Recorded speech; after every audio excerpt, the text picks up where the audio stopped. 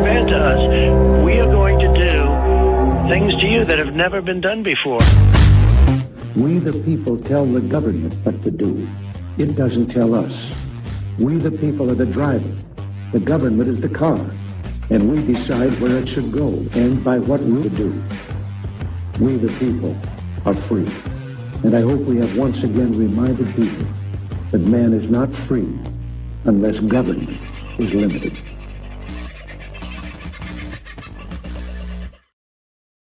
Well, good evening, folks. Hope you're chuffing along through your week quite nicely. Daylight savings hasn't affected you too badly, or if it has, at least you're starting to get a bit more used to it. That's what we're all hoping at any rate. I haven't missed any appointments so far with the interstate changeovers, so fingers crossed it continues on that way. It's always nice when you can say that you're nearly through week one. Having said that, though, I'm going to bugger the whole thing right up. I've been promising you for nearly a week now that we're going to sit down and have a chat with Gerard Holland. Now, Gerard's been of note recently because he's had a couple of articles published in the Australian, in the Daily Mail, and he has been able, through his research centre, the Page Research Centre, has been able to find out a great deal about where some of this dark money is coming from that propagates our Greens, our activists, and gives them the ability to fight the big coal businesses of this country. They are slowly destroying us. Now, by all means, please go and check out the Page Research Centre. The email address is page.org.au. And let's welcome the man himself to the Voice of Freedom now, Gerard Holland. Thank you very much for taking your time and joining us today. I know you're a busy man, so I appreciate it. No, Carl, thanks for having me. Mate, I was very, well, excited is the wrong word, I guess, but it's been a question in my mind for a long time how the Greens, these people who like to hug trees and don't like to have showers terribly often, manage to fund themselves up against big coal interests in this country and are able to not only put up a good fight, they put up a decimating fight. And I'm finally pleased to be able to see where the money appears to be coming from. Your Page Research Centre has spent a lot of time trying to find that out. Can you just, first of all, outline what the Page Research Centre is all about and how you got into this particular area of focus? Yeah, absolutely. So the Page Research Centre is essentially a think tank that is focused on better policy outcomes for rural and regional Australia. And we are firmly of the belief that with Australia's regionally integrated economy, that better outcomes for the regions will be better outcomes for all Australians. And chances are, if you grow it, if you dig it up, if you transport it, manufacture it, or if you come to visit it, it comes from the bush. And that's why we're so focused on these issues. The really inciting incident for us to carry out this piece of research was we were invited to make a submission into the Senate's current committee inquiry into mis- and disinformation around energy and climate. Now, this is a Greens-led Senate inquiry with a Labor vice chair, and they really set out to prove a preconceived conclusion that big fossil and dark interests from overseas were fueling and spreading mis- and disinformation around climate change and the transition towards renewable energy. But from some previous work that we had done, and we are quite focused on the energy debate, as energy is the fundamental input into our economy. That, you know, more expensive energy prices means more expensive everything. That actually the biggest sort of lie and mis- and disinformation that seems to be spread at the moment is this idea that renewables are the cheapest form of energy. They're not the cheapest. It's not even close.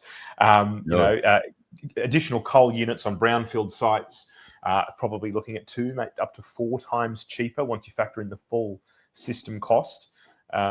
Compared to renewable energy. So where did this lie come from? Who's been spreading this lie, and how has it taken such a hold in our public debate? And when we started to ask those questions, we sort of discovered this network of organisations that are quite climate alarmist in their output, quite radical in their push for the acceleration towards the renewable transition. And they all had something in common. They were deathly against coal, deathly against gas, even as a sort of transition fuel. And nearly all of them came out in opposition to a transition towards nuclear energy, which again doesn't seem to make much sense if you are concerned about CO2 emissions and you are concerned about the land impact and damage to forests and all sorts of things, you would think that nuclear would be the obvious off point from this. And what we discovered was this network is extremely well funded. They brought in over 170 million in financial year 23-24 alone. So this is huge sums of cash. This is more than Labor and the coalition spent combined at the last election. Wow. And going through overseas registers, financial statements, annual returns from a whole heap of foundations and philanthropists overseas, none of it declared domestically. It was literally a scattergun to see what we could find. We found this network has been seeded by over $100 million of foreign money that has come in, specifically earmarked to end the use of fossil fuels in Australia and destroy the social license of coal. And this is, as far as we're concerned, the biggest foreign interference operation in Australia's history, dealing with one of the most important pieces of our critical infrastructure. And we have seen electricity prices soar by about 70% in real terms in the last 10 years, which has meant everyone's living standards have gotten worse, and our grid is less reliable, less secure, and more vulnerable than it's been at pretty much any other point in modern industrial Australian history. Well, I think the current predictions for electricity prices are they're going to go up another 70% before 2030, isn't it? That was, so we actually conducted some modelling on that in February, and we came to exactly that conclusion. And we did a report that sort of looked at what are the multiple pathways Australia could take, because there's a few different options on the table at the moment. There was the coalition's plan, which was essentially a tech neutral approach, looking to reduce emissions, but including nuclear and all others, coal with carbon capture storage in the mix. The current trajectory that we're on, which is sort of 70 to 85% renewables with battery and gas firming, the kind of teal and green fantasy of a fully renewable grid with no gas, and then the no net zero option, where we said, what if you just went for the cheapest prices possible? How cheap could you make it? And on our current trajectory, you're right, we're heading for another 70% in real terms at least in the next 5 to 10 years. The coalition's pathway, you could look at maybe a minor reduction, a freezing of where prices are, or more likely an increase of up to about 30%, because you're still building a lot more new kit into the grid. But by far the cheapest option, you could see bill reductions 30-40%, was if we just built additional coal units on existing sites with existing transmission lines, and just went for the cheapest possible kit we could. Or build half a dozen nuclear power stations. Sure, exactly. Which would also have ongoing benefits to industry. Much larger industry could draw a lot more power, and who knows, we might start manufacturing again. God, I said that word out loud. Don't just. I'm very sorry. I know that can be very upsetting. It's all of the above. We are.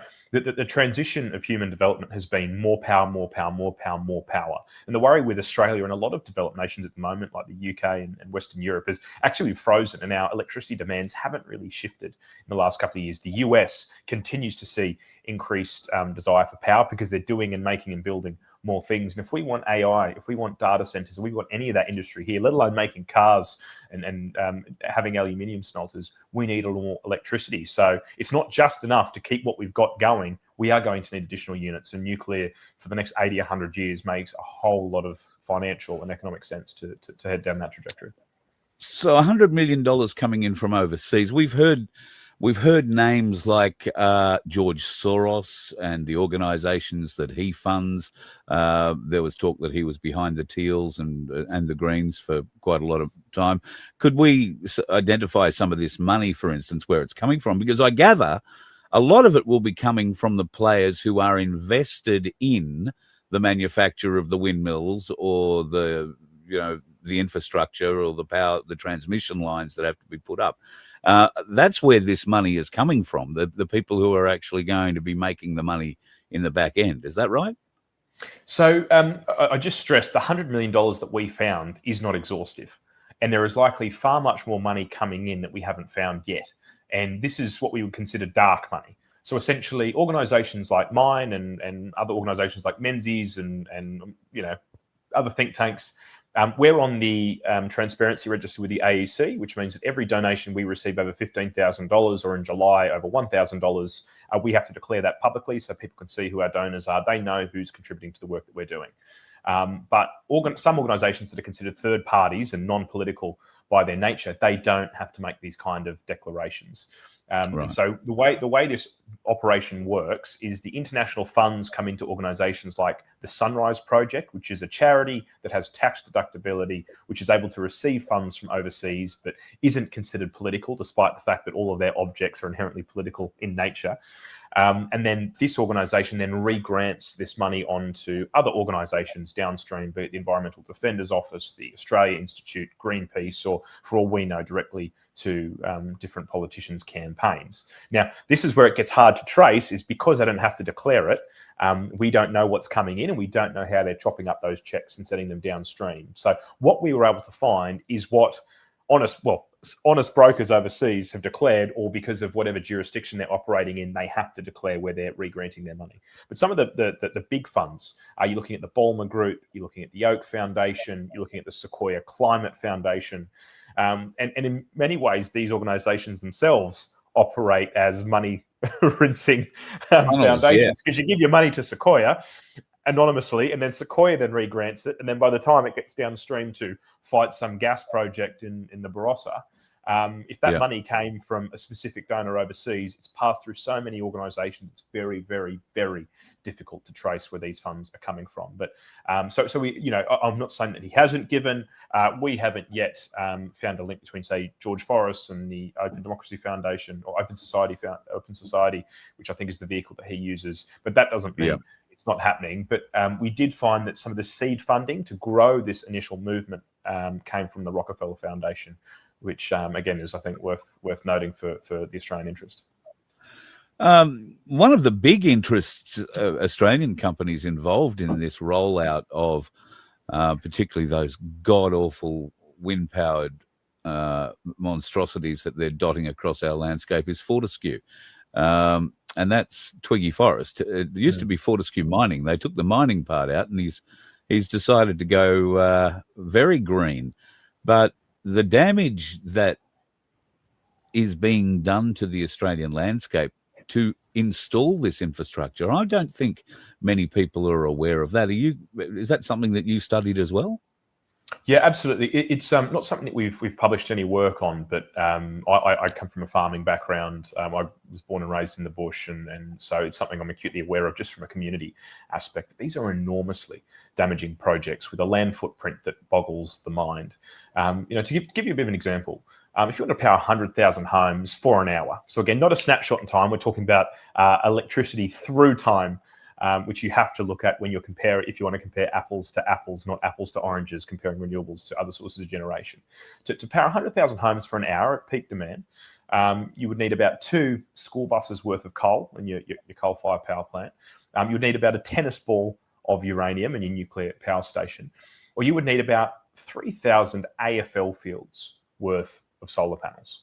Now, if you wanted to power those 100,000 homes for an additional hour, and say that additional hour was at night time, well, then not only do you need those 3,000 AFL fields of solar panels, you need another 600 AFL fields of solar panels to charge your batteries, and then you need 2 basketball courts worth of Tesla mega batteries for 1 hour, and then those batteries are fully discharged. So if you have a low wind night and you need to power 6 or 7 hours throughout the night, well, the scale starts to just get astronomically unfeasible and unrealistic. So that's the solar story. The wind turbines, of course, they're putting these 100-meter turbines, 150-meter turbines, a scale that you can't imagine, on the top of our beautiful rainforests, on mountaintops. But then you've got access roads of 20, 30 meters wide to get the blades up, to get all the crew, to get all the maintenance and operations up to these mountaintops. So you clear huge swaths of forest. The huge amount of concrete and cement that they need to build their columns usually have literally concrete factories being set up on site to produce it on site. So the destruction that we're doing to our natural environment is just of a level unseen. Now, I'm not saying that an open pit gold mine or a coal mine also doesn't do damage to environment. But there are always trade-offs when you're designing policy, and you have to weigh off, how can I produce the most public benefit? And if you had, say, an AFL field worth of a coal mine, you could power hundreds of thousands, if not millions of homes for decades from that mine. That same landmass with solar panels, you'd be lucky to power a couple of thousand homes on a cloudy day for more than 20 minutes. And this is where we're making this catastrophic trade-off, and the benefit to the public, the benefit to the economy, the benefit to the consumer just does not stack up. And the damage to the environment compared to a dense energy source where we're more efficiently using our land, it doesn't even come into comparison. It appears to me that the man on the land, the man and woman on the land, have been made to feel guilty for being on the land and are being punished for being on the land, for being the food providers of this nation, amongst other things. That none of this seems to be taken into any consideration. I know making a living off the land is never easy. There are great years, and then there are really, really bad years that tend to outweigh the great years significantly. However, the people that come off the land are made of tough stuff. So why are they resorting? I know in some cases they're not actually agreeing to allow these companies onto their land. They're being forced to allow them on their land, but some are agreeing. Is there any financial benefit to, instead of having 100 heifers in your rolling hills, to have 100 windmills? So it is, and you get a fairly hefty paycheck. It's money for nothing. You host these installations on your property. You get your 40 or 50 or 100 grand, depending on the size of your property, how much you got on it, that they pay you in rent. And essentially you've drought-proofed your property. It means if you have a bad year or you have an outbreak of thistles or whatever it is, and you haven't gotten on top of it, you're safeguarded against that. The problem is everyone downstream from you that has to host all the transmission lines, they don't get that. They don't get when you're coming into town or some of these rural properties, the access roads again to get in and out, they don't get compensated for that. And then when you decide, you've had your 10, 15 years and either you want to retire or you want to decommission these things, then what happens? And we are so new into this life cycle, and this is one of the things that I really, really worry about, is that, solar panels, wind turbines, 15, 20 year lifespan, if you're lucky and they're maintained really well, right? So we've only started to build these things out about 10 years ago, so we haven't yet come to the end life cycle of some of these projects. I think per wind turbine, I think by law they're required to squirrel away about 80 grand for decommissioning costs. That wouldn't make a dint on it. If you've got 150 metre, is this the farmer? The farmer is meant to squirrel that away. Yeah, so the companies squirrel that money away to give to the farmer when the time comes. But other than that, it's up to the farmer's responsibility to get rid of them. They say, here's 80 grand, get rid of the wind turbine. So this is a huge scandal that's waiting to happen. And again, in the next 5 to 10 years, these stories are going to start coming out when these projects start to wind down and they're no longer viable. You can't recycle these things. Well, you can recycle them. It's just so expensive that there's no market or desire to do so. So most of it's going to end up in landfill. We've already seen in the US where they start a little bit earlier than us. You've got these huge, massive, like kilometre-long stretches of just wind turbines that are being buried. Blades because they haven't got anything to do with them, or they'll end up out in the oceans. We'll ship them overseas for some other nation to deal with. It's a huge environmental scandal that just is getting no attention whatsoever because the money in renewables, it's all there. You said at the start of your program, how this industry has been able to push big fossil out of the public debate. I think this is one of the misunderstandings, and I can't speak for overseas in the US, and I'm sure in other jurisdictions there is a lot of money being thrown around. But in Australia, the vast majority of profits come from our export markets, if you're in the fossil game, be that coal or gas or anything else. So the domestic market is such a small slice of the pie that they have very, very little risk appetite to get involved in a domestic argument, to get involved in a domestic campaign. And they're quite happy just to keep selling stuff overseas, as long as it means that the regulators leave them alone, the government leaves them alone. And they're far more inclined to try and work with the powers that be to make sure that they can keep getting approvals, or that they can keep their taxes down, or not have any extra royalties slapped on them, et cetera, et cetera. So actually there isn't a lot of money in the fight for our own domestic energy production.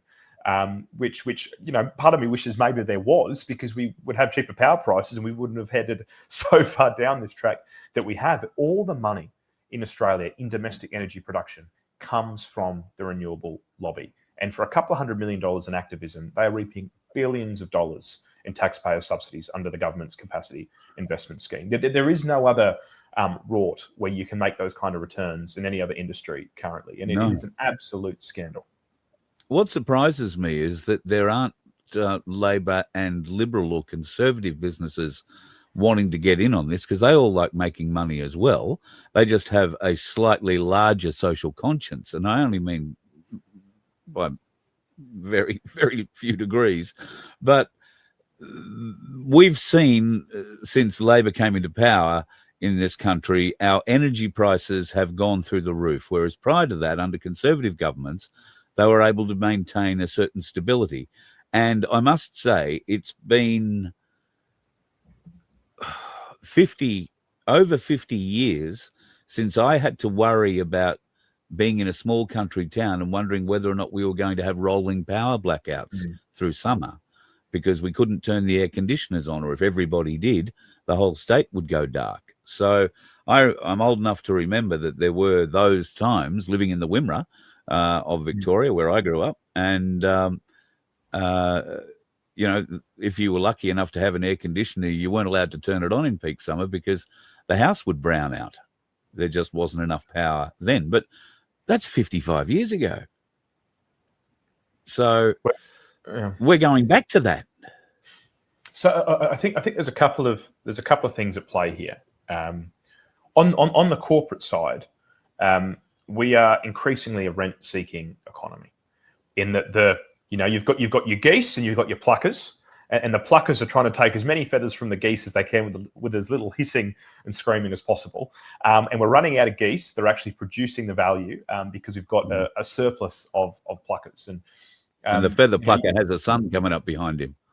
Yeah, well, that's exactly right. And I mean, we're seeing this with the copper smelter bailout that's happening at the moment. Now, I am very much a pro-industrial, pro-manufacturing guy. I was very excited when Andrew Hastie was talking the other day about making cars again. I think it's a disgrace how little manufacturing we conduct in this country at the moment, because we've made it so hostile to business, energy costs, labour costs, taxes, etc., etc.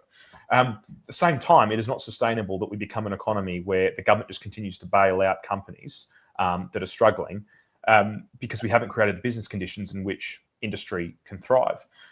Because we haven't got the conditions where industry can thrive, everyone is now reliant on the government tea. Whether it's the capacity investment scheme, all these renewable companies that are dependent upon these subsidies. Like this is what people need to realise, there isn't a solar panel on the roof of your house or a battery that you've installed that hasn't been subsidised by the taxpayer. You have not paid the full cost for any of those pieces of kit. We have all cross-subsidised that. And so it's a lot of these big corporates, they're very happy to go along with it because they know it can't be done, and they know that the government will bail them out if things go bad, if things go wrong.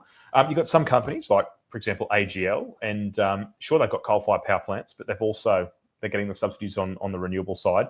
But as our power bills go up, and as the wholesale cost of electricity increases, those generators are making more money off that. So if you're AGL and you've got a coal-fired power plant that you're not refurbishing, because you keep saying we're going to wind it down. The government keeps enforcing you to extend it. I imagine there's a few financial sweeteners in there. But then the wholesale price of electricity goes up. That means you're probably making more money off that coal-fired power plant than you would have been if you only had a coal and it was all cheaper. So the person who loses in all this is the consumer. It's the punter at home. At the same time, how we got into this place that 55 years ago we were worried about brownouts, and now we're entering that place now. We are a highly urbanized population. As I understand it, we're one of the most urbanized populations on the planet, and increasingly our voter base and the demographics of this nation are completely removed from the parts of the country that actually produce the value and the wealth. And as I opened up at the start of the show, it's the bush. It's the bush that overwhelmingly, 70-80% of our export value comes from the regions. But our population in the regions is shrinking and shrinking. Their electoral influence and say in where the public heads is shrinking and shrinking. You can have all of the bush, all of rural New South Wales voting for the National Party, but if you've got just a Labor heartland in Sydney, or Labor in Melbourne, or Labor in Brisbane, it makes it very, very difficult for these regional voices to get heard. And this is probably beyond the scope of this conversation, but you start to think, well, do we need to have another look at federation and see how we're distributing the balance of power, how are we distributing decision-making so that regional people do have more of a say over their own affairs, and whether it's new states or whether it's abolishing the states and just having a federal, or I'm getting a bit silly here, but well, we were talking last night. It's unsustainable, the trajectory that we're on. we were talking last night that this mass immigration push by the current government isn't just to be nice and let a whole heap of people in and get them qualified so they can go home again. This is actually re-engineering the voting demographic of the nation. It's re-engineering the nation's demographic, not just the voting demographic. And as you've rightly identified, most of those people coming off the plains, over 1,100 a day these days, are not going to the regions. They're not coming out into the country. They're not buying farms and setting up, starting to produce things. They're not even going into little towns and setting up in butchers, bakers and candlestick makers. They're going straight into the cities and straight onto the government tit in most cases. What can the country regions offer these new folks to the country? What can they offer to drag these folks out of the metropolitan areas and give them meaningful positions in life in the bush? Because it is a great, absolutely wonderful place to bring up your kids living in the bush. I mean, I feel sorry for kids that grew up in the city and they sort of look at you and say, oh, you know, hayseed, you grew up out there in the wheat farms. Well, yeah. But I got to learn how to play with eastern brown snakes and copperheads and all sorts of great things that you city folks shit yourselves over. So that's just one of the benefits in my case. But, what can we do to excite our new arrivals to move into the bush and maybe get a real understanding of what true Australia is and just how important their vote is? So that I think is one of the most important questions that we should be asking as a nation at the moment. And there's probably three different thoughts I have about that on the political side, the economic side, and then the cultural side. On the political side, I do think we need to have a serious conversation around new states and whether it's a combined Riverina, New England, and New South Wales, whether it's a independent Capricornia or North Queensland up north. But the power you've just made a lot of friends in Catalan. No, totally. But the power that Brisbane has over that region and the power that Sydney has over the Riverina and New England, completely disconnected from the effects of what they're doing, it is completely out of kilter. And as far as the feasibility of it, I mean, if you look at a state like Tasmania that has all their senators, that has a couple of MPs, has far more political say, and they're a population of 500 to 1 million people. You've got a couple of million in North Queensland alone. So if you're looking at wealth, GDP per capita, potential exports, again, North Queensland is a far more lucrative market than Tasmania is. So I think that should be the start of the conversation of how can we give more autonomy to the regions in order to control their own futures. I think that also could fix some of our productivity woes as well, because we don't have competitive federation or competitive taxation in this country. We don't have states competing with each other to offer more incentives, to lower taxes, to we're going to wipe stamp duty to incentivize one business to come here like they do in the US. Like in the US, California is competing with Texas, who's competing with Florida, who's competing with Utah, who's competing with Nevada. We just don't have that. We have Sydney competing with Melbourne and competing with Brisbane. And so I think that would provide the opportunity for a more competitive federation, which would ease some of our productivity and actually give some of these places a real engine for success. So that's the political side. As far as how we actually get people to come to these places, at the end of the day, we want young people to move and have kids. That's how you begin to grow a population, and a lot of that needs to be jobs there, and part of that's a perception problem as well. The social prestige in this nation is a university education and going to work in the city for some accountancy firm or Deloitte or a marketing firm, whatever it is. I thought you became an influencer these days after going to university. Or become an influencer, exactly. We don't have the same kind of social prestige around setting up a small business in the bush. Never mind the fact that you'll probably have a lot more disposable income, a much bigger house, and much greater living standards. And so I think part of that is just telling that story and rejigging. Part of it, I think, actually, is I'm not convinced we need to have a big Australia or that is good for us. We are witnessing an AI revolution, and for decades the big fear has been that automation and mechanisation would mean that labourers wouldn't be able to find any work. Turns out it's much easier to replace a software program than it is to replace a bloke on the tools, and it's all these university and white collar jobs that are going to go by the wayside. We sort of have a model of that already. And it was actually the bush where this started. You have farmers who used to employ 20, 30 people to manage 2,000 acres. Now all of that can be done with one bloke, tractor, an air seeder, an auto steer. And actually what that's meant is farmers have become just astronomically more productive than we've ever been with a much smaller population. And actually that could be the model for all the country, that if we embrace some of these new and burgeoning technologies, we don't need to put all the burden on our public infrastructure and public services. We don't need to be bringing in people that don't yet have an understanding of our values, of our culture, of our traditions, what makes Australia different to other nations. We could actually just be increasing our own productivity per person and embracing technology. And what the farmers have done, I think we should be scaling across the bush and making everyone in the bush more productive. But also that model could work in the cities as well. And I think there's a labour reprioritisation there as well. Again, we need to bring back the social prestige to working with your hands and care work. I think, looking after people at the beginning or end of life should be some of the work we value most. It seems to be the work that we are most comfortable bringing in low-skilled migration overseas to fill. I think that is an absolute travesty. And so I think all of these are kind of social. But also we just need to tell people how livable the bush is. We need pubs, we need bars, we need restaurants. Give people things to do, give them a good life, and they'll want to turn up. And part of that is narrative, part of that is probably a little bit of investment. But I think the solution to a lot of our problems is actually reopening the frontier, investing in our regions, and we'll see a rebalancing of our population, a rebalancing of our political priorities, and hopefully a demography as a nation that has a little bit more perspective around how wealth is produced and created and what makes a country worth living. And manufacturing is going to have to start somewhere, isn't it? So land is a bit cheaper. I'm not going to say it's cheap, but it's a bit cheaper in the bush than it is trying to set up in the city.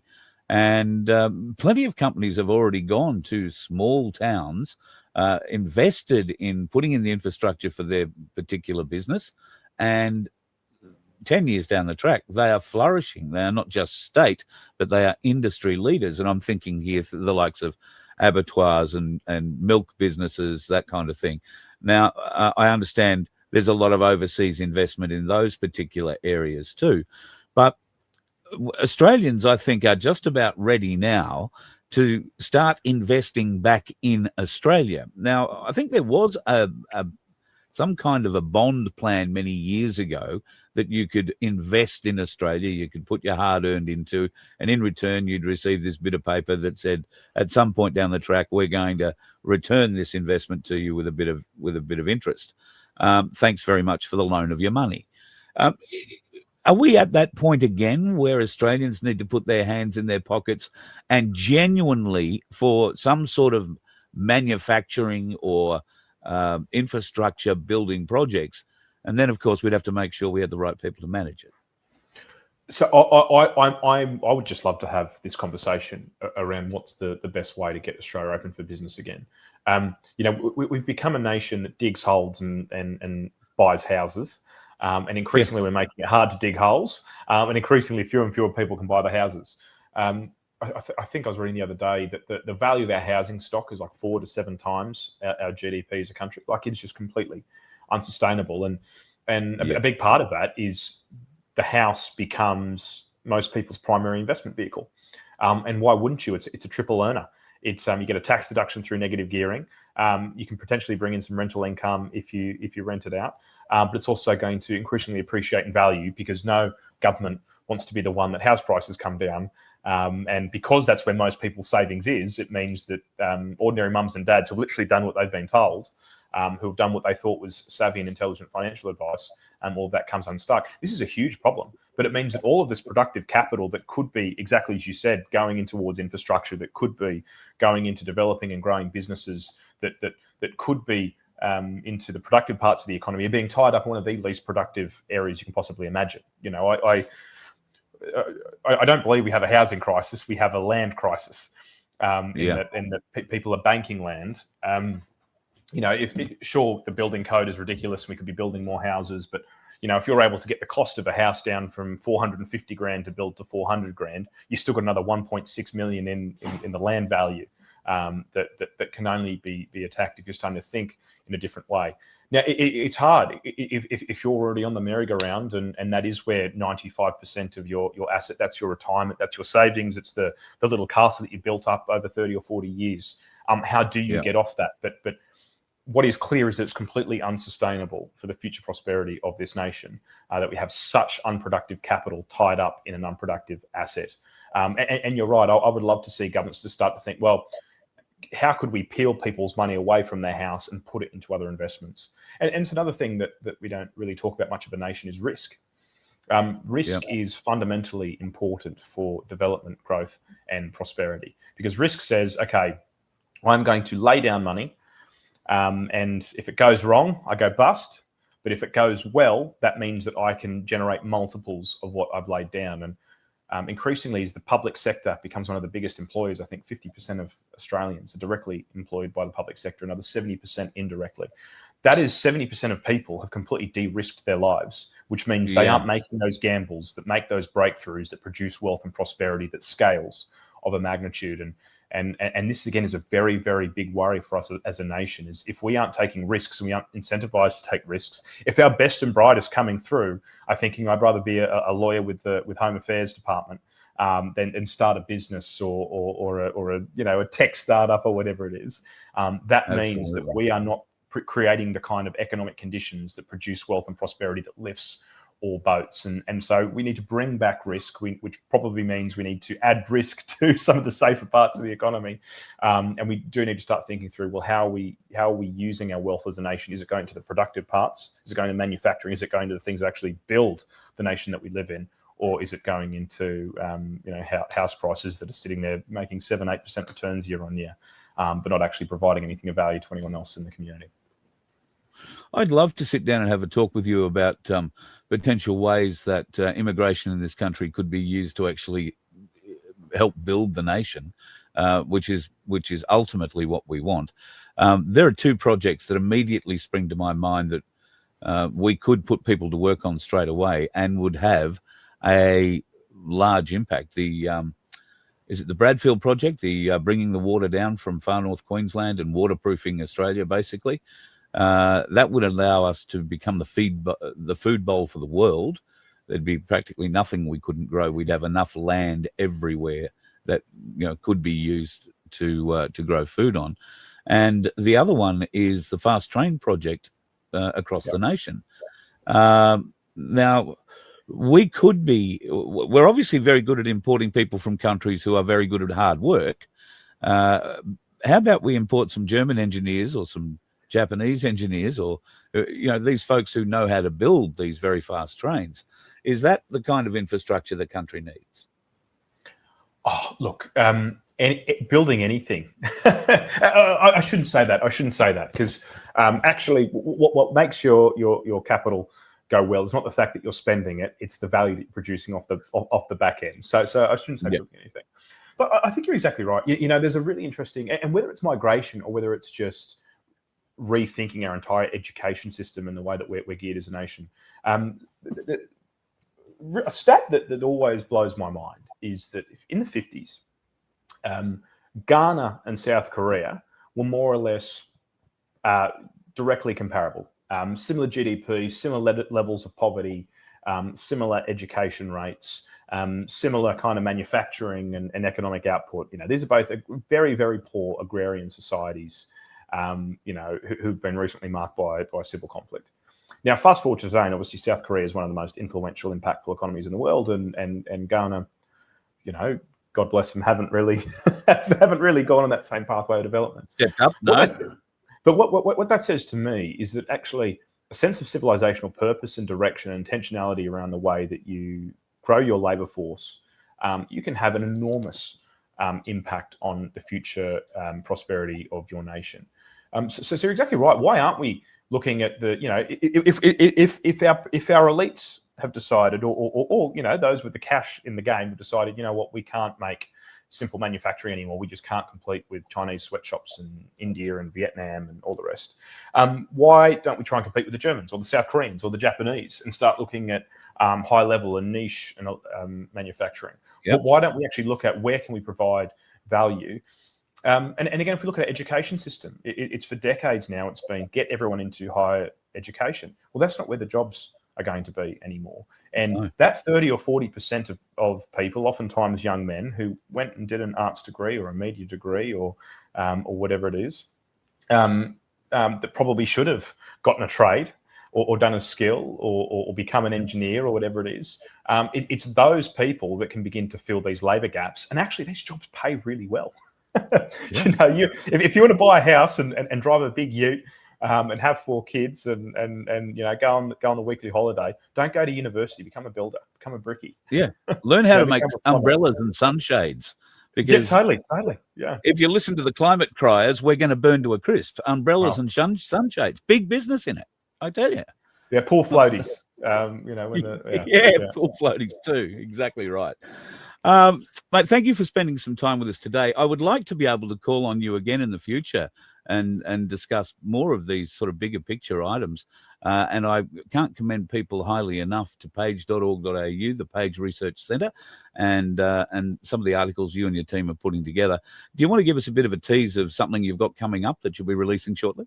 Yeah, sure. So we've got a couple of different pieces. So on the foreign influence story, there is still a lot more left to uncover. And to give a bit of a teaser, we're just crossing our T's and dotting our I's at the moment. But it looks like a foreign actor with a significant interest in a fossil fuel industry that has directly benefited from our transitioning away from coal-fired power generation in Australia has set up organisations that have been working with the CSIRO and AEMO in setting Australia's renewable energy targets. So I think that is really important for the public interest, for people to know that this is happening, and we'll have more to say on that. We're also so our big 3, I would say, of the issues that we focus on is energy and energy policy, defence and security, but particularly the security side of that: supply chains, fuel security, food security. Less the guns and bullets and more how do we keep our nation operating in a time of turmoil. Yep. And we're doing some supply chain mapping, and we'll have more to say in that space as well. Have you got refineries in your planning for that? Because yeah, absolutely. And again, when people think refineries, yes, liquid fuel, but it's also everything downstream from that. Once we lose our refineries, you lose our plastics manufacturing, we lose our ability to make medical supplies. It's people don't realise how important liquid gold is. Oil and gas. There is a reason why it is so highly sought after, and despite all the taxes and levies and everything we slap on it, we need more and more and more of it. It's because this is really, really useful stuff that our modern world is built on. And as we become an import nation rather than a domestic refinery nation, it just creates so many problems, Carl. But so we'll have some more work on that coming up as well. And the third one is just looking at our culture, demographics, family policy, education policy, and we recently did some pieces on education and some suggestions of why rates might be failing, and we'll have more to say in that space as well. So yeah, keep your eyes peeled. We've got a lot more work that we've got working on, and we're keen to get it out. On current figures, the education policy seems to be keep your kids at home and educate them there. Homeschooling has gone through the roof. Yeah. We mentioned that in our report. I think kids going through school now are about a year behind where they were 20 years ago. So we've had record amounts of funding into the education system, and our kids are going backwards. So something's gone terribly wrong, Carl. Terribly wrong. Gerard Holland from the Page Research Centre, thank you very much for spending a bit of time with us on the Voice of Freedom. I look forward to doing it again sometime soon. Mate, thanks for having me. We'd love to be back on if you'll have me again.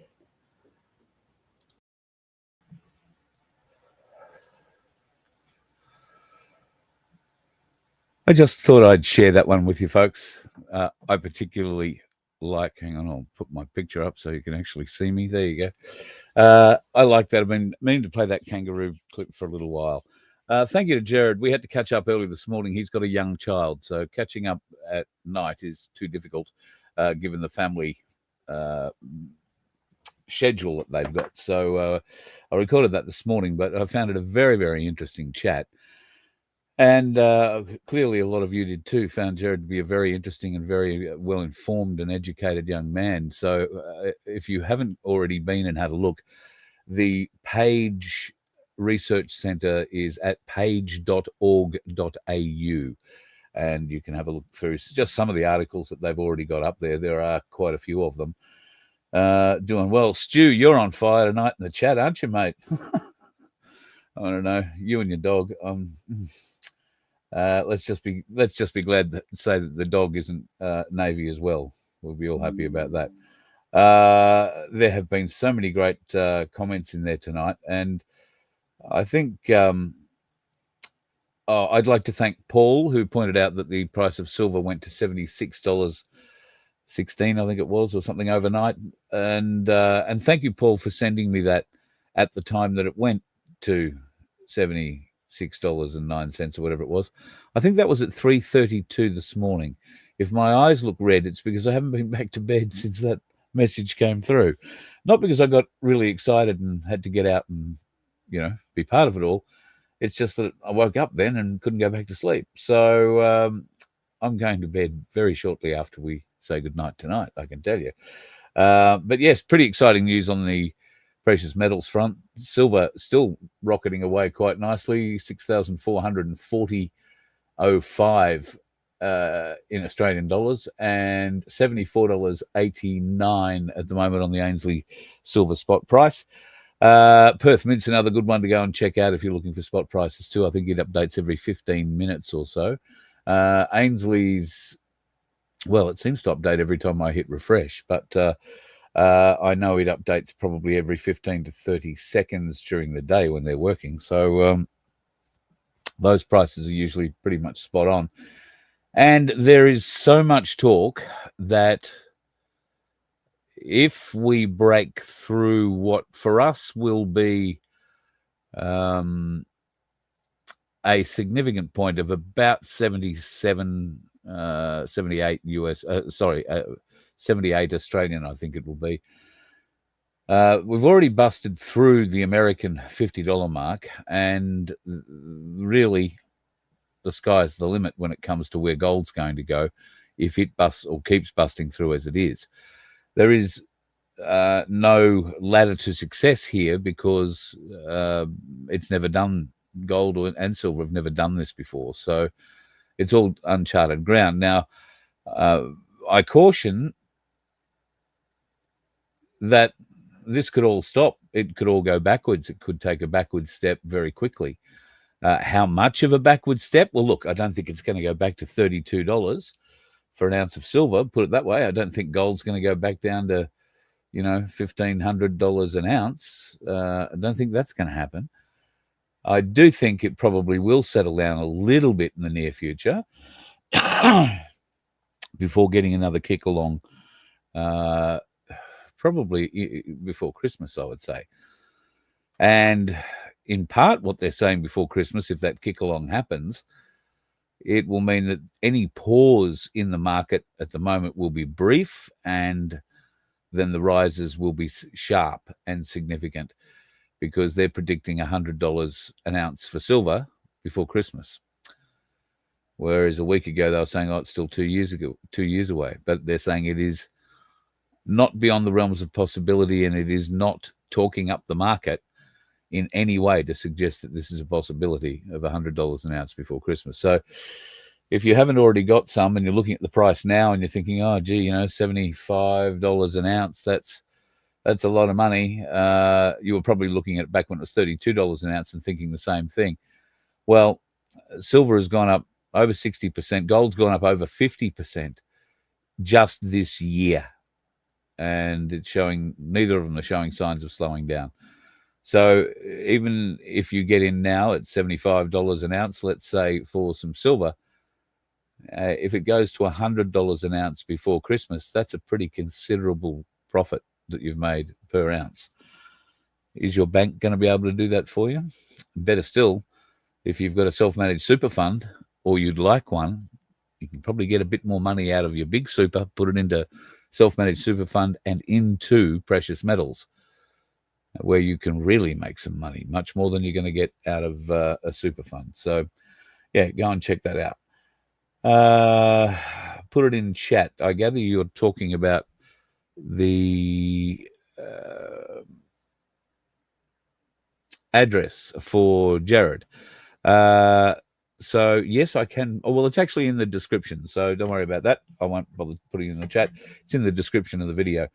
You can go and check it out for Gerard's business, which is Page Research Centre, page.org.au. Very simple to remember and easy to check out. Just seeing if you've got a few more other questions or anything there. Hippie. Thank you, Hippie, for whatever you've done. A shout out for Hippie, please, Carl. He supplied all the meat again for the Forest of the Fallen in Twickenham Lakes, or Twitcham Lakes. No, I'm sure it's Twickenham Lakes. Feathers, fur, and fins. Always got you covered. Feathers, fur, and fins. Melbourne joint. Thank you, Hippie. Thank you for helping out. Of course, Forest of the Fallen happening all around the country. And if you do happen to see one, folks, pull up and just take a walk through. Shake the hands of those people who put it out. That's a massive effort that they do. Most weekends they get out and do that sort of stuff. So truly, truly wonderful. And it's great that there are businesses like hippies that'll get out and pitch in too. So that's awesome. Stu's up for adoption, but he comes with a price. It could be your mental health. Just saying. Might be Stu's, but it might be yours. Sorry, Stu, that's probably a bit unfair. What about the copper? Well, look, if you own a copper mine or you can get shares in one, I would. Copper's very interesting and very wealth driven at the moment. Prices are going through the roof from what I hear. But if you want a copper wire stripping machine, I think you're looking at a starting price of about $1.2 million. That takes away a bit of the fun. Silver goes up, electronic manufacturing goes up. Very true. That's part of the demand that's being placed on particularly silver. And one of the reasons that we query why it's so cheap, because the demand for silver is everywhere, particularly in electronic manufacturing. I also found out, and I think I mentioned this in the show a couple of weeks ago, that there are 500 ounces of silver in every missile in the US fleet of missiles, or in the US Armory. 500 ounces of silver in every missile. Not in all of them collectively, but in each one that gets blown to smithereens whenever these things get launched. However, up until recently, they haven't had a country to launch them at. Thankfully, Ukraine offered themselves up to be available to test fire some of these weapons, and they've done so quite successfully. But now you get a bit of an understanding of why every shot costs millions and millions of dollars. If there's 500 ounces of silver in the head of every weapon, every missile that's being either fired from the ground, the air, or a ship, then that adds up pretty quick. On top of that, there is all the solar silver that is required. And solar silver is what we're calling the silver that's required for China to fulfill its projected quotas of solar panel building. Now, bear in mind that the Chinese want to make China completely solar dependent and have got huge swathes of land that they're planning to cover in these solar fields. So that's a huge amount of demand. Where is that being reflected in the price of silver? Well, it's not, because somehow through the COMEX market, it's being suppressed. Losses in other parts of the market are being hidden in the COMEX market against the price of silver, which keeps it low. So, nasty. When it really does go, there is a lot of pressure being put on people now. Central banks, banks everywhere, they've got to have gold to back up their own finances. And they have got a lot of debt that has been buried in the COMEX market, in the silver market particularly. They're trying to buy that debt back, but to do so, they need precious metals, which are now, as you can see, on the upward trajectory of price. So every day they go back and buy more, it's more expensive than it was the day before. So it's costing them a lot of money to get out of debt. So watch this space. I think we're going to see a lot more of it in the near future. I want to talk quickly about the 10 days of darkness, because we haven't spoken about that in quite a while. Could this shutdown that America is currently experiencing be, in theory, the 10 days of darkness? I think we're coming up on day 9 now for the Americans. It's the 9th here. So, yeah, that'll be day 9. I think it started on October the 1st. So another day tomorrow, day 10. Will they come out with some sort of a settlement, an agreement? I don't think so. If you look at what's going on in some of those Senate hearings at the moment, or congressional hearings at the moment in the US, Pam Bondi has been grilled for the last couple of days by a couple of Senate committees. She has held herself up very, very well to a very biased hounding by the usual Democrats holding positions of power in the Congress. She's sat them in their place and, in fact, has let, I think inadvertently or deliberately inadvertently, has let slip information that indicates more than one of the Democrats that have been asking supposedly hard or curly questions of her in recent days is currently or has previously been under investigation by her Justice Department and the FBI for various different forms of nefariousness. And some of that nefariousness involves the significant others of these Congress people, men and women, of the Democratic side. So more to come up. Now, if this is the 10 days of darkness, and on Friday or Friday evening before midnight, there is some sort of settlement reached, what next? Well, by the look of it, Israel and America are going to attack Iran. It will be biblical. I think Trump has quoted as much. In fact, he has pointed at the biblical references for such a battle.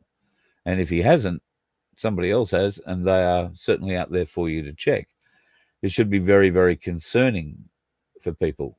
However, those people who are concerned could take heart by, at least from what I'm seeing, the huge amount of truth coming out now about the Zion movement and how Zionists are very different to what you would call normal Jews.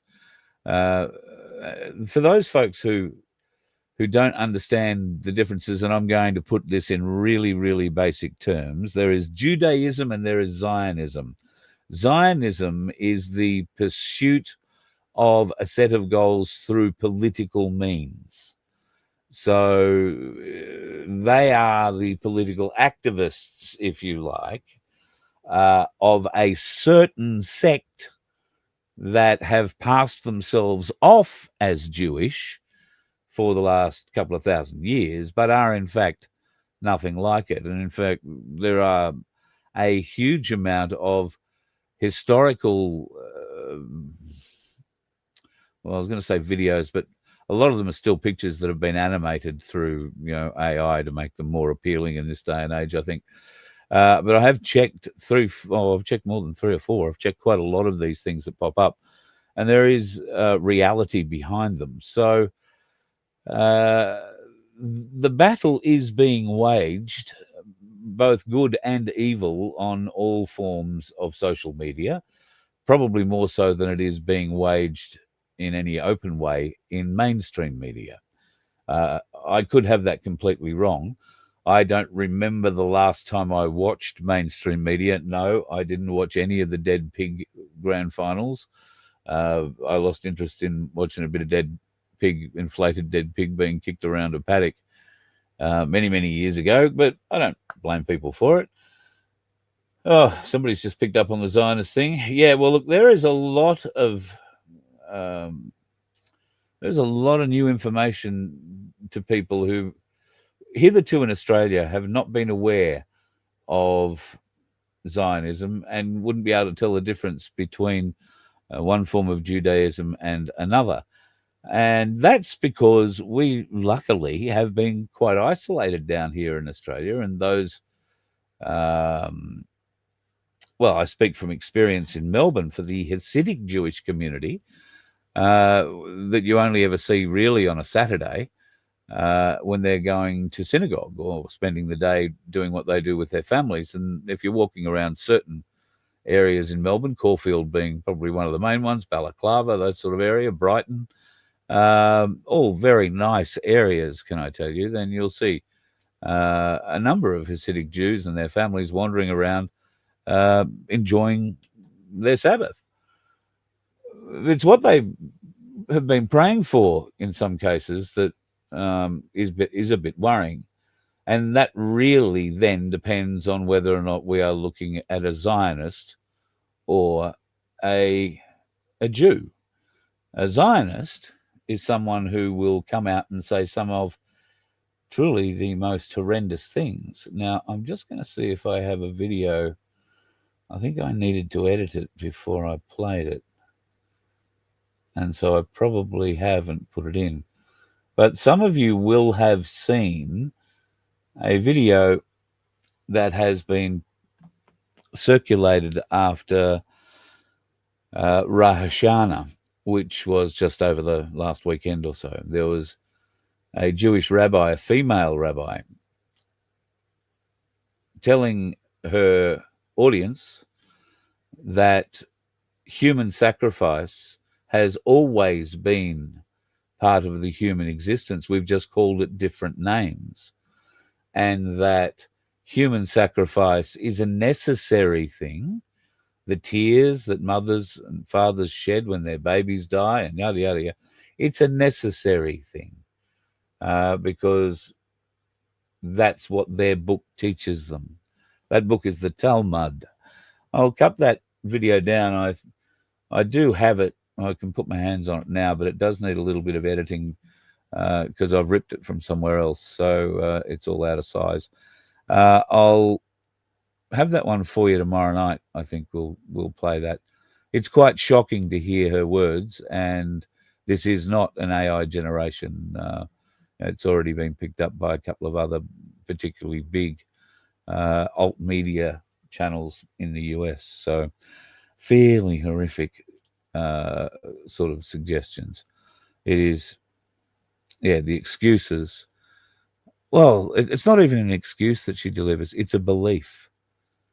And if you ever doubted that we are Goyim and what that really truly means to them, this should leave you in no doubt.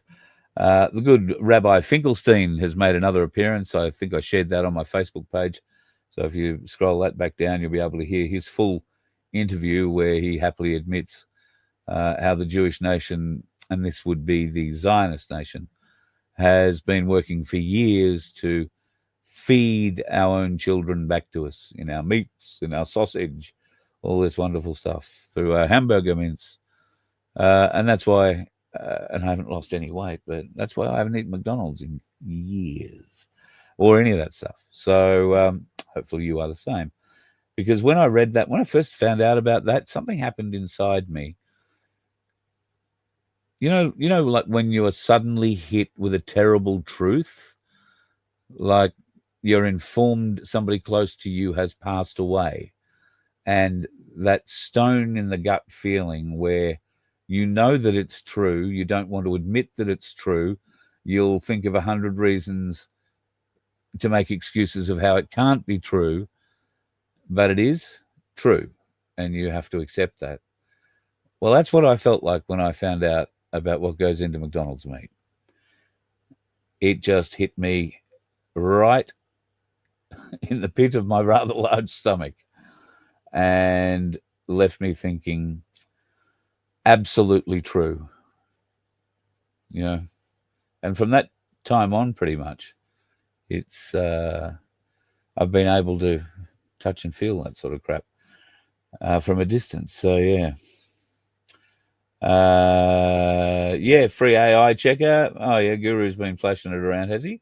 Yes, there is a free AI checker. Most of the AI stuff that I see, I don't need to run through a checker. It is a pretty easy thing to spot if you know what you're looking for, and I guess I know what I'm looking for because I've been looking for it for years in how you make this stuff and been making this stuff. So I can see, and particularly here with the voiceovers, although they are getting much better, an AI creation very quickly. In fact, the Commonwealth custodians have just put out an AI generated voiceover to one of their lessons about how to remove yourself from the system. And it's sad that they've used an AI voice, but it is what it is. And if you want to learn how to remove yourself from that system, I think I posted that up on my Facebook page too. So if it's not there, it'll be on InstaTwerp or Twittergram or either one of those things. Oh, and hello to Twitter again tonight. Or what do you call yourselves these days? X, our second show live on X. I can't tell who's who from which room and where in the chat. That led to some confusion last night. So I think there were a couple of Craigs, one, or maybe I just got a name confused at some stage when I was having a bit of a dig at some of the trolls. And there is somebody who watches this show very regularly and is a bit of a supporter of mine, and I can't thank him enough, whose name happens to be Craig. And I think he thought I was having a go at him. I'm sorry, mate. Not the case. Not the case. So last night was my first time on X, and I was quite surprised. Although I shouldn't have been with the content that we had on our chat with Beck Freedom. There was bound to be a few twerps that came in and wanted to cause a bit of dissension in the ranks. But I shouldn't have shut my mouth off, and I should have made sure, Craig, that I knew who the hell I was talking about. So I apologise, mate. That's not my intention to upset the good folks who choose to share a little bit of time with me, either every day or every other day or once a week or however long it is for you.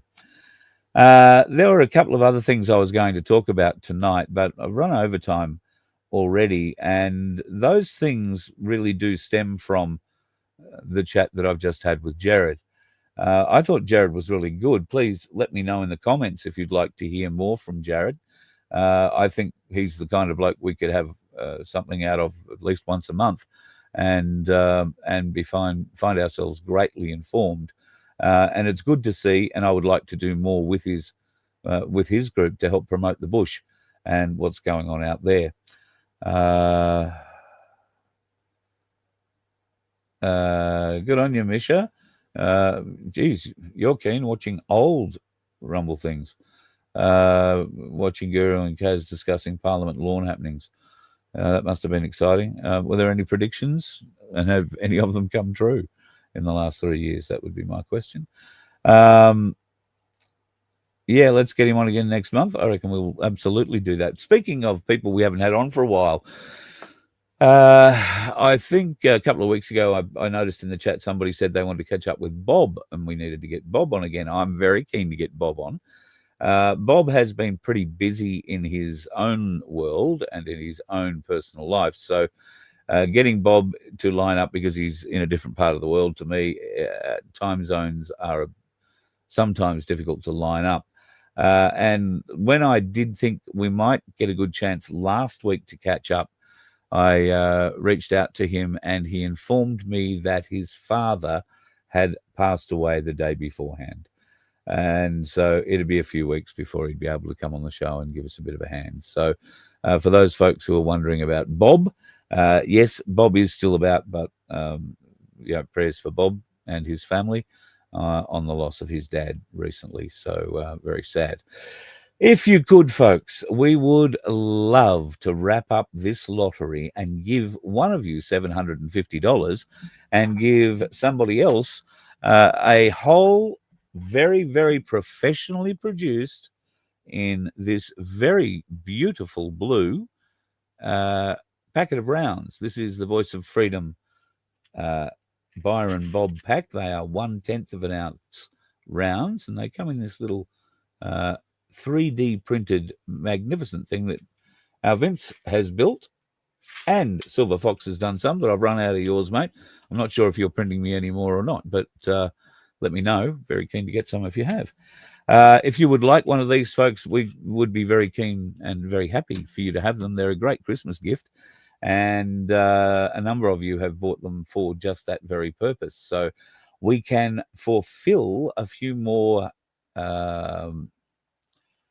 immediately. I think I have 6 of Vince's latest versions now. So if you are interested, then please let us know. Carl@vofhq.com. I'll give you a bank account you can pay into, and I will send them pretty much the same day to you. It's a beautiful, very, very nice little pack. I can't believe how well it's come up, and can't thank Vince enough for all the time, effort, and work that he put into designing it. And of course, printing these things takes, well, on his machine takes about 5 hours.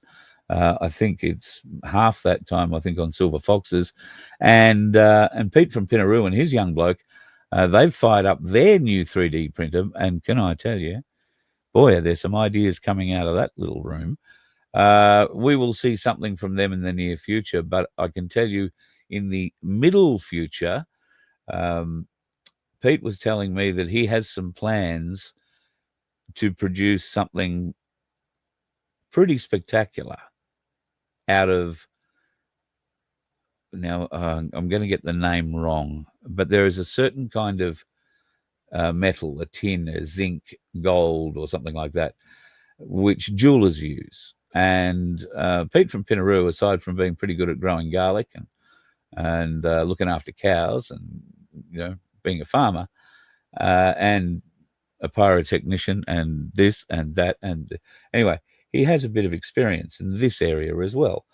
So we can expect a jewelry grade something, I'm not going to tell you what, to come out in the next couple of months. No time. They're just working on the prototypes at the moment, but I'm very excited to tell you that there will be a different kind of thing coming your way in the near future, as opposed to one of these. There'll be something else. It'll be very cool. All right. Loving your work, folks. Have yourselves a bloody good evening. Thank you, Luke. I think you're talking about me speaking gibberish. That's probably the case. I've been awake since 3:30 this morning. And it's been one of those days. I've been running around doing shit today, and put my awning up for the first time in a while today. And I discovered that the wind is still a bit windy. So now the awning's back down again. Exciting day for me, I know. I also managed to catch up with Mike. G'day, Mike. What a marvellous man he is. Mike's come in from, well out west, but he's got a motorhome. He travels around the country, and he wanted to catch up and buy some LifeWave patches off me. So we had a cup of coffee this morning, and it was pretty nice to catch up in the main street of Canungra. And I hope you enjoyed the chat. I know I did, mate, and I'll catch up with you next week with your patches. He's gone off to Brisbane to help a friend who's going through a bit of surgery in the near future. So he's going to be a great friend and go and look after his mate during recovery. So good on you, mate. Thank you for helping when and where you can, and that's no small effort what you're doing. So thank you very much. Also, folks,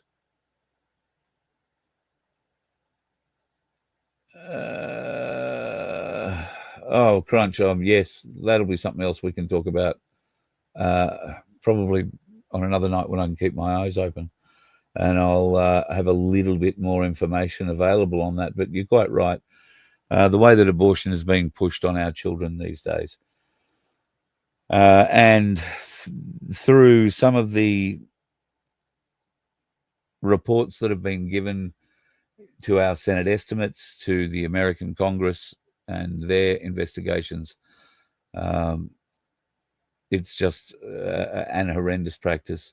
In fact, I remember there was an Australian nurse who said that it was common practice to leave the fetuses on a tray in another room, just wait for them to die if they were still alive when they were born. And one of them stayed alive for 5 hours. It's just horrendous. What are we raising money for, Luke? Well, we raise money for helps out the Voice of Freedom. We pay our phone bill and internet bill, and what else did we have to pay last month? We had to pay our company registration, which I don't know that was a great deal of money, but it's something that keeps us out of trouble. And, well, things that the company needs. And then we also try and give as much as we can to the Good Samaritan Donkey Sanctuary, Sandy and her crew. I notice Sandy's not in the chat tonight, but because of daylight savings makes life a bit hard. Sandy's probably asleep by the time I start the show. But yeah, the Good Samaritan Donkey Sanctuary, they have over 100 donkeys in care at the moment. Those donkeys are abused or abandoned or just neglected and have been taken in by different care or state organisations. Sometimes they've been taken in by the RSPCA, who hand off the animals to the likes of Sandy and Baz at the Good Samaritan Donkey Sanctuary and keep any money that may have been donated for the care of those donkeys for themselves. So, yeah, people like Sandy and Baz are just golden people as far as I'm concerned, people who go out of their way to look after animals. And I would do everything and more for them. They are just beautiful, beautiful people. And that's why we started the lottery, in part, yes, to help pay some Voice of Freedom bills, because I don't make anything, I don't earn anything, I don't take any money from any government. I simply live on your donations, and if there are none, then I don't do much that week, that month, or whatever. However, if we want to keep the show on the air, then just a phone bill and my internet bills for the month are $364. And if you would like to help chip in without buying a lottery ticket, mate, there's a donate button at vofhq.com. You can just hit there and put $2 in there or $5 or whatever you can afford would be gratefully received. If you choose not to, that's okay too. I have been asked, in fact, I was only asked as recently as the day before yesterday, if I would consider stopping doing a nightly show here on these channels and doing a Patreon show maybe 3 times a week. And I was sort of wondering why I was being asked that question. And it was because, you'll make more money. People will pay Patreon, for you to go and do your show, and you've got a great audience. You've got a lot of people that watch it. So, get them. They'll come and pay to watch every show. Well, Luke, I have said right from the time I started doing this that I refuse to go behind a paywall because I'm one of the people that can't afford to go and pay to get behind a paywall to hear the information. I believe the information should be free. If I've got it, you should have it. And you should have it for the same cost. I guess it does cost me. It costs me internet connection. It costs me time. You don't get to read as much, listen to as much, see as much, hear as much, talk to as many people as I do and still hold down a regular day job.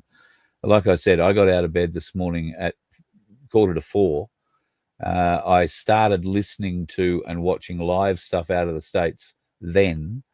I worked through until 9 o'clock doing that, and then did the interview that you saw tonight with Gerard from 9 till 10. Then had to go and meet Mike, caught up with him, then had to be back here on the property to organise some water to go into a tank and navigate a truck down through the property. Then I had to go and look after a few things on the property. Then I had to put together a few other bits and pieces for this show. And then obviously I had to put it out. I haven't eaten all day. I have had 2 cups of coffee, which wasn't really bad. I tell a lie. I did have breakfast. But that's all I've eaten today. And I don't think I'm going to fade away. Don't need any sympathy.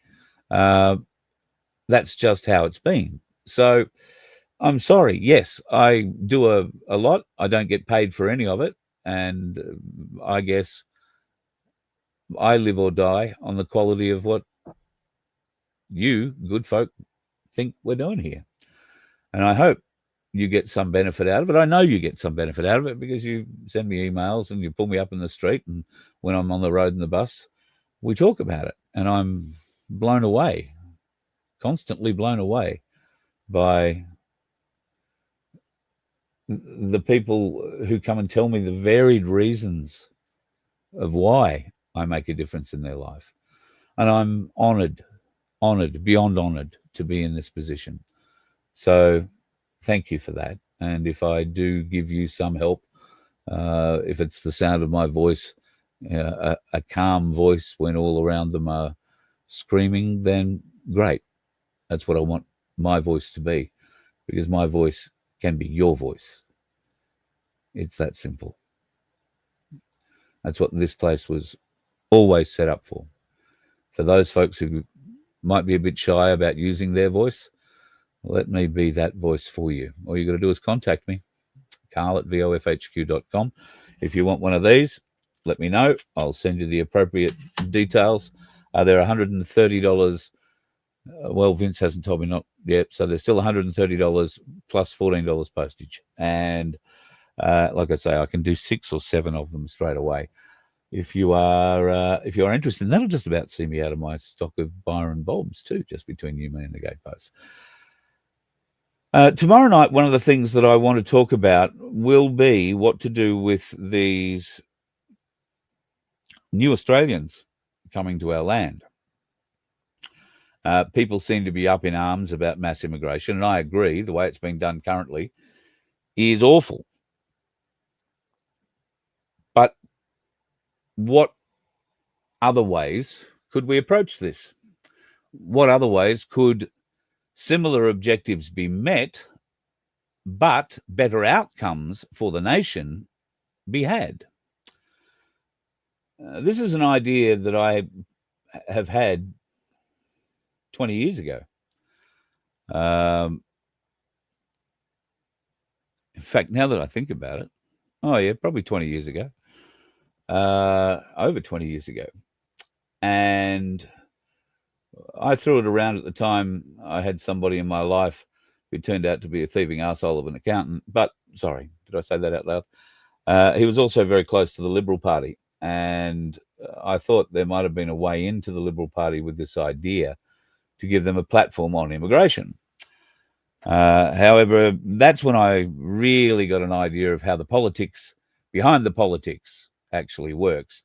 And I'm afraid there are just certain parts of a politician I'm not prepared to bow down to or suck to be involved with. So the idea has never really come out. I did talk about it a lot when I was driving limos to important people that were sitting in the back if we had a long drive. And I had some very interesting, very constructive conversations with, industry like bigwigs from mining, from geophysics, from all sorts of different areas, and ran the idea past them. And by the time I'd finished talking and they'd finished listening and considering it, I don't know how many times I got told that they'd vote for me if I was putting that up as a proposition to get elected on. I'm not looking to get elected. I am looking to get a great result for this country. I'm looking at how do we build our nation, because our nation has lost its ability to manufacture. It's lost its ability to sustain itself almost. And we, the average Aussie, are about to lose our own culture. I don't want that to happen. And I know that there are many of these cultures want to move to Australia is because we have such a great Aussie, larrikin kind of culture, something that is a lot of fun, something that you can do with your kangaroos. And if it's not your kangaroos, then it's old pirates. And what a clustered fuck this is. Speaking of old pirates, before I go, we have had a bit of interest in going on a cruise. Carl@vofhq.com. I need your name and how many people, if it's you and your significant other or just you, if you are interested in doing a 4-day cruise out of Brisbane up to Airlie Beach or up to Cairns, one of the two. There are 2 different cruises. We're looking in May and June. These 4-day cruises, I guess it's 3 nights. And if you are interested, we would love to get you involved. I have tried ringing Carnival twice now and got hung up on before I've even talked to a human which leads me to believe there may be no humans working at Carnival. They might just be AI and it's having a bad day. However, there is another friend of mine I can reach out to who's a travel agent, and they've done similar things like this before in the radio game, where they'll invite a breakfast announcer to host a trip to Europe, and they'll try and sell 450 people onto that trip, and the radio brekkie duo get to go for nothing. I'm not trying to organise that kind of a deal for me, but I am trying to organise somebody who can coordinate all of this together, so that if you want to do this cruise, I can give you one email address, one name, and one contact, and we should be able to get it all coordinated nicely with Carnival, who I would assume talk to the travel agents maybe a bit better. If any of you are travel agents and you can do this, reach out to me and let's see if we can't funnel this through your business. If you're a travel agent, I'd be happy to do that. Let's keep it in the family, so to speak. But some great suggestions have been put forward as to what we might be able to do. Watler, aside from blowing his own horn, seems to be able to blow a harp. And I'm not talking about a seal here. I'm talking about a mouth organ. He is offering some lessons while we are at sea, which could be good because a bad mouth organ can sound like a strangled cat. But I guess if you're up on the poop deck or the forecastle or wherever, a few lessons. There is also, I'm going to tip my mate Tim into this. He's going to shit himself right now. My mate Tim has sent me a couple of videos on his phone of him playing original songs and singing them on his guitar. Two things about my mate Tim that I didn't know. He could play guitar and he could sing. Three things. He can sing and write songs. So I'm starting to think we've got the beginnings of a bit of a band. And I'm thinking if we have a song list prepared before we go, we can do a little bit of practice at home. But once we get onto the boat, I'm sure we can find a room somewhere. The boat is a big boat. They can find an empty space for us where we might be able to practice, hone our skills, so to speak, before putting on something of a show for our family on the last night of the cruise before we get off in the Brisbane port morning of the fourth day. So if that's something you might be interested in doing, I know I would love to do that. So email me, carl@vofhq.com. I will, like I say, try and get a hold of a travel agent. But if one of you is a travel agent or you have a travel agent in the family, please reach out to me tonight. Send an email tonight. Tell me who I should be talking to. Give me a phone number I can ring, and I will be ringing it tomorrow. And we'll see if we can't sort this out. I reckon it'd be great to have the family together for 4 days. Somebody apparently said in the chat the other night, Carl needs a holiday. Do you think I'm going to get a holiday 4 days on a boat with you lot? It's a lovely thought. But, maybe we can all go and stand up the pointy bit and hold our hands out singing, I'm the king of the world. Hang on, didn't the bloke drown at the end of that movie? Might go to show that not all the dickheads on the road, occasionally they're at sea. Love you, folks. See you tomorrow. You let one ant stand up to us, then they all might stand up. Those puny little ants outnumber us 100 to 1.